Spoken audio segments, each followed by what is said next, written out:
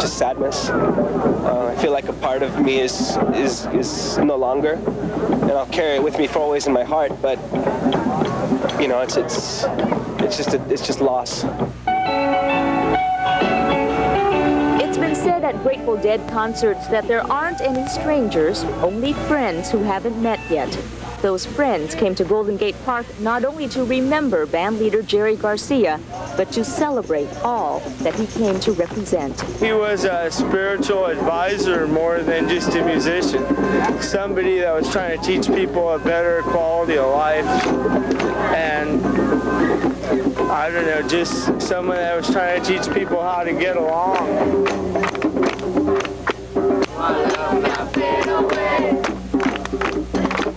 I'm just totally blown away like everybody else. Yeah, it's really sad to know that I'm never going to be seeing him at the Shoreline anymore, my favorite place to see Jerry play. I was at home alone in my apartment this afternoon when I heard the news on the radio, and I felt really isolated there by myself, and I wanted to come and be with other people who remember the dead. But yet you're not joining the crowd down there actually on the field. No, I don't know. Being inside a crowd of bunch of people makes me kind of nervous. The Dead started 3 decades ago in San Francisco's Haight-Ashbury district. Loyal fans put out flowers for the man who led a rock and roll phenomenon. I just feel like there's so much that we missed out on, and we would just, I don't know, so many shows that we could have gone to, and just a sad day. The Dead will always be here. It's like Jimi Hendrix is still here with us, Janis Joplin, John Cipollina, Bill Graham. They're all still here with us. So far, a very peaceful crowd. Some people have also said they plan to camp out here because other Deadheads are expected to arrive from throughout the country, and so the remembrance is far from over. I'm Thuy Vu for CBS News in San Francisco. The Grateful Dead got its name from a dictionary. The early band members opened the book, and the first thing they saw was the phrase Grateful Dead. It's a traditional British folk ballad in which a human helps the ghost of someone who has died recently find peace. Call it karma. In Los Angeles, they have come together, thousands here in Los Angeles, because that's how and why the Grateful Dead and its fans exist. Jerry Garcia's music brought them all together. What happened after that over the years has turned into a culture. Wherever you go, it's like your family. It's an extended family, basically. I don't think it's ever happened on this planet to the extent that it's happened around the Dead. Lane Cosner is one of the originals here. He saw his first show in 1969. But Jerry Garcia and his band have crossed 4 decades now, gaining new fans, new family members. There is sadness here and concern. One of the longest-running rock and roll road shows has come to an end. It's like it's a closing to an era, because it'll never be the same again. In the end, the rock and roller who spanned generations couldn't survive his own hazardous lifestyle. Garcia was just 53, succumbing to a life of drugs, cigarettes, and the endless road.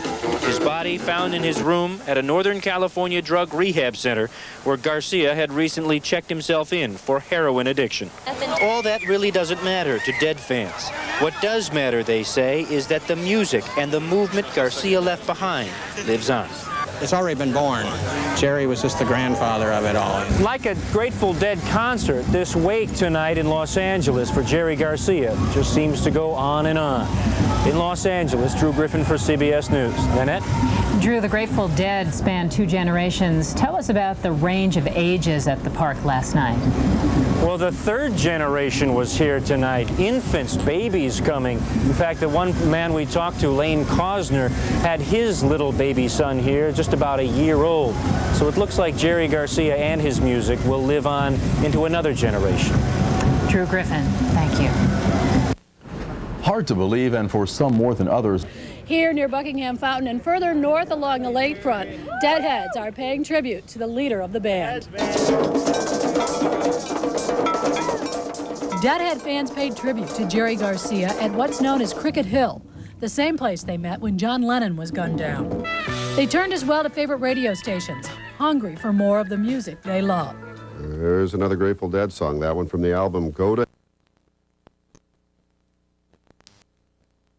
Jerry Garcia with his sunglasses on. They always brought you to the moment. They always made you realize that it is the moment that matters, and it's not. Jimmy Tomasello teaches a class called the Grateful Dead Ensemble at the Old Town School of Folk Music. Every silver lining got a touch of gray. 1 month ago tonight, Jerry Garcia performed his last public concert at Soldier Field. I saw the last song that he sang, and you know, there was something about that last night. The fans of the Grateful Dead are as serious fans as anybody is of any artist ever. The 95 summer tour had its problems with cancer. More than just a musician, Garcia was the genius behind the Grateful Dead's marketing. From designer men's ties sold at upscale shops to rhinestone-studded T-shirts along Oak Street. And I guess it's time you go. At 53 years old, it seemed far too early to say goodbye. It's so hard for me. I mean, just becoming a fan only like 3 years ago. There's so many people that have followed them for like 20 years, 30 years. For a lot of people, Grateful Dead was their life. I don't know what these people are going to do now. Many Deadheads can't imagine the Grateful Dead without Jerry Garcia and believe that his death means an end to the band's 30-year history. Live from Buckingham Fountain, Marianne Ahern, Channel 5 News. Coming up, why you may need us. Remained a top concert draw 3 decades later. In the United States alone, their music was a combination of rock, bluegrass, blues, and folk, and created a unique sound. Joining me now to discuss the life of Jerry Garcia, Anthony DeCurtis from VH1 and Jon Parales of the New York Times, who is writing the obituary, which will appear on the front page of the New York Times tomorrow morning. Thank you both. What's the lead? Pretty much what you said, that that this man with the gentle voice and the benevolent sounding guitar has died, that the Grateful Dead were an important symbol of the 60s and continued to be 30 years later. Yeah. What was it about this band and Jerry Garcia that enabled them to have such longevity? I think it's because they never compromised. They essentially did the same thing on their last tour. They played in July in Chicago. They played Soldiers Field. I think they did the same thing there that they would have done in 1967. They came on stage without a set list. They played whatever came into their heads. They all sort of decided what they would do by a kind of group telepathy, and they made this great communal experience. Yeah. You interviewed Jerry Garcia. Tell me about him as a musician and as a rock and roll legend. Well, one of the things that he said to me I think was really characteristic. He said at one point, you know, when I go into a restaurant and I see a family sitting there, you know, a lot of people identify with the adults. I identify with the kid. I'm always feeling kind of uncomfortable and feeling like I should have to leave. And there was a kind of childlike quality that he had that really manifested itself in the music. He was open to every kind of music, and he approached every experience, even as an interview subject. He was someone who was very fresh, and even though he had talked a million times and, you know, over the years had, you know, done a lot of press, somebody who approached every situation as if it were the first time he was stepping up to it. And that was also characteristic of him as a player. You know, the Grateful Dead in 1995, you know, maintained a sense of improvisation on stage, a sense that the moment was what counted. And Garcia totally embodied that. I mean, he would sort of get himself into these situations as a player, and you would think, how is he going to get himself out of that? And then suddenly he would just soar to another level. It was something that happened at the moment. It was totally thrilling, and that's what I always valued him for. Can there be the Grateful Dead without Jerry Garcia? I think that's going to be a hard go. You know, they've gotten over a number of deaths, but Garcia is so much at the center of what they represent symbolically, as well as a musical force, that it's difficult to think of them going on, but who knows? Yeah. He's self-trained as a guitarist. Yeah, and he was missing a finger on his right hand. He grew up playing piano. He had piano lessons as a kid. The parents were musicians, at least one of them wasn't. His father was a musician. Right. But he lost this finger on the right hand, and which I guess made it easier for him to be a guitarist. But he trained himself. He really, he soaked up, and I don't know how he did it out in California, he soaked up all of this sort of deep Appalachian mountain music, all of these kind of metaphysical songs about death and transfiguration, which all comes out in the Grateful Dead. One thing people are always talking about the Deadheads and their funny clothes, but the songs are very profound songs. And I think the Dead help people think about, there's this playful, hippie, metaphysical aspect to them that I think is very important in why people kept on listening to them. What's the Ken Kesey influence? Well, it's everywhere. I mean, I think the drugs help the songs kind of expand and grow and mutate. Also, but I mean, Ken Kesey was the Merry Pranksters, and the music is they're merry and they're pranksters. They play. The interesting thing about him is that there was a time in which he ballooned to, what, 300 pounds. I mean, he was just. And everybody got on his case. And he finally gave up the drugs and was on a vegetarian diet and was reducing and was slimming down a little bit and seemed to be taking care of himself. Yeah, this was a kind of ongoing struggle with him. You know, there was a sense, you know, he was diabetic and, you know, nearly died in, I guess it was 1987 from a diabetic coma. And so, but there was such a kind of lust for life about him, you know, that I think the kind of restraints that, you know, understandably the medical profession and people who cared about him tried to put on him was never anything that sat very comfortably with him. I mean, he was one of those people who, you know, like a Kerouac character, like Neil Cassidy or something, was hungry.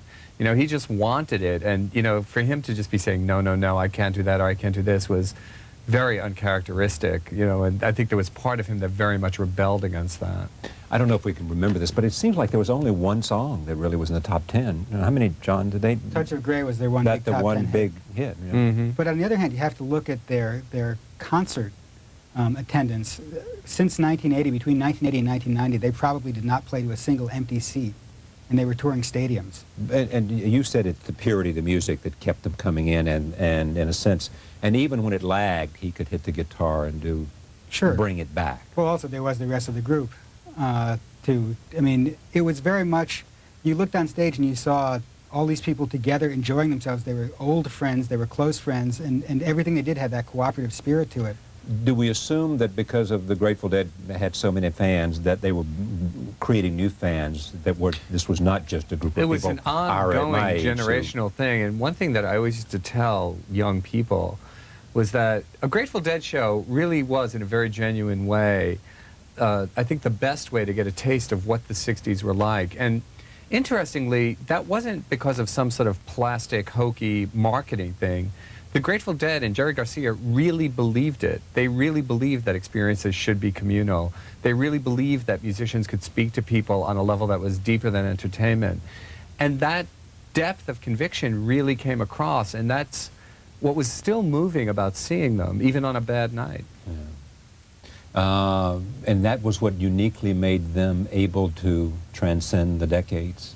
I think so. I think there was a lot of curiosity on the part of people who weren't there the first time for what that was. And they, to this point, have been able to go to a Grateful Dead concert and touch something that was out of the past and important. You ever go to a Grateful Dead concert? Oh, plenty of them since 1969. Exactly. How many have you seen, would you say?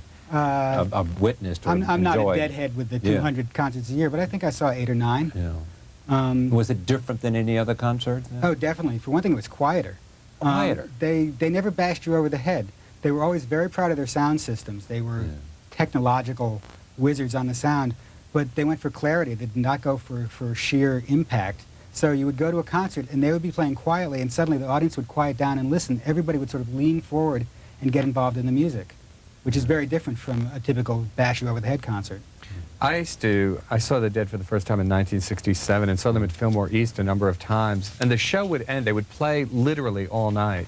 The show would end at 6 in the morning, you'd go out and have breakfast. I mean, I saw them play with the Allman Brothers. They really were musicians in a way that maybe in jazz people are now, but in rock and roll often, you know, there's such a sense of containment about what bands are willing to do, whereas when the Grateful Dead got on stage, and Garcia really embodied this, it was about realizing a moment, and if that moment lasted for 5 hours, then so be it. How did they change, from decade to decade to decade? Well, they responded to the change in their audience. You know, there was a sense in which, I think after a while, you know, they organized themselves a little better. I mean, one interesting thing about them is their business was a very communal affair. I mean, it was extremely efficient. You know, you can't play a huge stadium tour and not be very efficient. But it was something like they really took 60s ideals and organized a communal business group. They were very early on things like computer communication and interactivity. Yeah, right. And so they reached out in ways that were very, very modern at the same time as there was a kind of throwback feel to them. There was never a sense that you were going to go tonight and see the same show tomorrow night. You know, it was never about that. It was about whatever tonight brought. How will he be remembered as an artist? Well, there's lots and lots of guitarists that play a little bit like him. He had a very distinct, this wonderful, light, kindly touch on the guitar. You didn't even have to hear a word of his voice. You didn't have to hear what he was singing. You could just hear kindness sort of ringing out from his guitar. So there'll be that. There'll be the whole Grateful Dead improvisation, the whole ethic of improvisation, I think, is now coming through a new generation of bands like Blues Traveler. People who think, you know, the Grateful Dead had this wonderful thing, we can try it too. I think what will come through most is a sense of freedom. That's what the Grateful Dead said. They said, you know, we've taken in all this beautiful music, we've, you know, made our friendships last all these years, and now we're free because we have this thing that we share. And I think people came to see them because of that sense of freedom in the end. And you would say, Anthony? Similarly, I think that there's a sense in which, I remember seeing them again one time at the Fillmore East. They opened up, before they came on stage, they showed a cartoon called The Sunshine Makers, where these characters were walking around and throwing these things out of a basket, and just rainbows and flowers would appear. And there was a sense that you were always going to have a good experience at a Grateful Dead show, that there was a kind of real optimism about what Garcia represented, a sense that things can get better. It was possible to really have deep and profound and transcendent experiences at a musical event, and that's something that he's going to represent. I mean, as a player, he was really, really valuable, but, you know, as a kind of symbol for something that was really part of, I think, that speaks to the best of everyone who cares about this music, you know, that's going to be, you know, his truest legacy. Jerry Garcia died, born August 1st, 1942, died August 9th, 1995, celebrated his birthday less than a week before he died. He was 53 years old. The Grateful Dead, known to so many of us and so many Deadheads who this evening mourn his passing. We thank you for sharing this time with us. Thank you, John. Thank you, Anthony. Thank you very much. We thank you again. We go out with more from Jerry Garcia and the Grateful Dead. See you tomorrow. Carve your name. Carve your name in ice and wind. Search for where the rivers end or where the rivers start. Do everything that's in